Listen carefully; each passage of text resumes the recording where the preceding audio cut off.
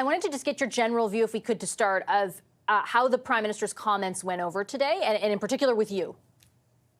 Oh, look, I think that we've got a lot of work to do. Certainly, I'm going to be in my job 1 year tomorrow, and we need to see action on policing. We need to see, of course, that you've heard from mothers across this country that came to the Assembly this week that we need an inquiry into policing and police brutality. There's mothers here that have lost their children, and I think that we have to help these mothers to find out why, and why is there so many First Nations people being killed in this country through police forces.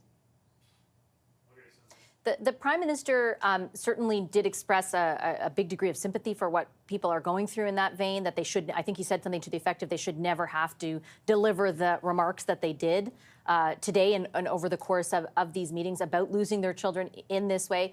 But he did, as I mentioned in the introduction, stop short of committing to an inquiry. Have you had a conversation with him about why you think that is the best mechanism to address the issue? Look, we were pretty busy in Assembly. We just passed the resolution yesterday. I will meet with him in the days ahead to make sure that we echo that very strongly, that there's a need for an inquiry in this country, that there's patterns of systemic racism in this country, and that there's many First Nations families that are without answers for their loved ones. What do you see as, I guess, in your view, based on the conversations you've had with these parents who have lost these kids, the anguish that they have been through? What answers do they still not have? And why have you kind of come to the conclusion that an inquiry is the only place they're going to get them? Look, I think 12 First Nations deaths within 6 weeks is so unacceptable for any group of people in this country. I think any group of mothers, 12 mothers, put them in. If they're one group of people, why is that group being targeted? And I think First Nations are at the forefront of that, unfortunately. And I think that we have to figure out why. We also have to figure out why policing is so underfunded for First Nations in this country.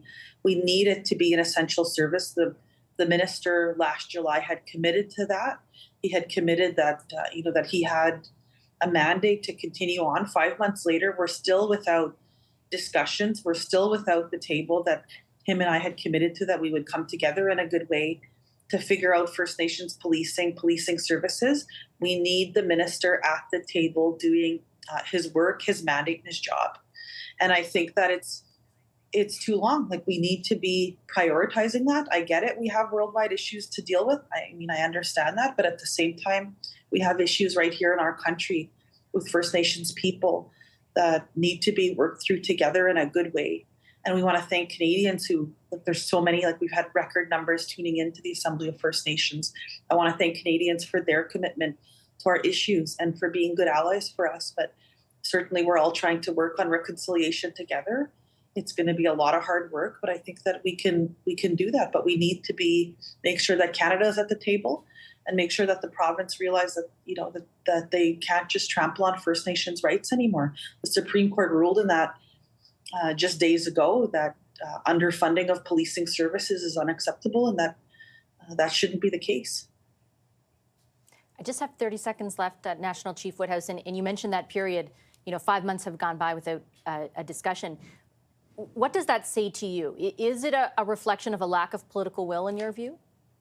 Well, certainly I will keep trying. I've talked to the minister a couple of months ago, and I renewed that call for him to work with, we've got a plan in place, and that he needs to commit to moving a lot quicker than stalling this and then coming back to the table every time something happens. That's unacceptable. We have to have a concerted, focused effort on getting results.